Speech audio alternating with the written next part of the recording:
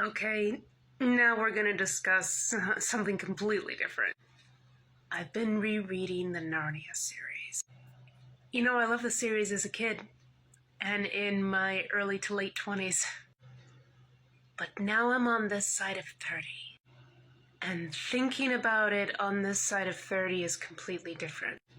Especially thinking about it from a perspective of someone who is no longer running in Orthodox Christian circles.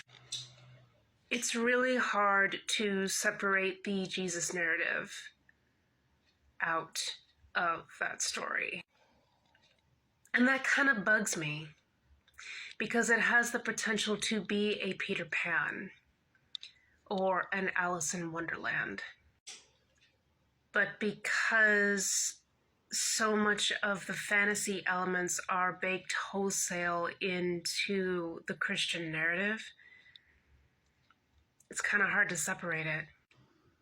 And that's really disheartening because I can think of so many properties that deal with certain types of spiritual or religious type thing, like The Queen and the Woodborn by Stephen Subjak, who deals with Slavic and Nordic mythology.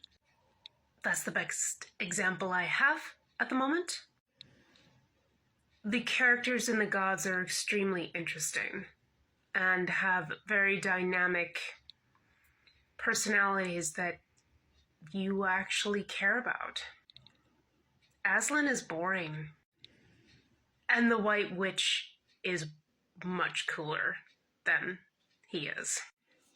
And there's so many things to talk about regarding the White Witch. You know, the fact that she's evil, the fact that she's a woman who is evil, potentially being a stand-in for Lilith or Satan himself.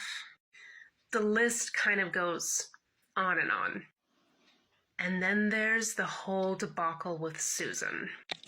I don't actually have enough time in this segment to discuss the problems that arise when Susan's character is dissected later in the books, specifically the final battle.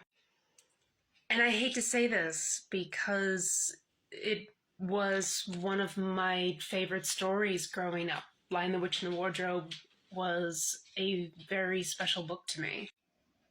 But it's different now, and I can see things more so than I could back then.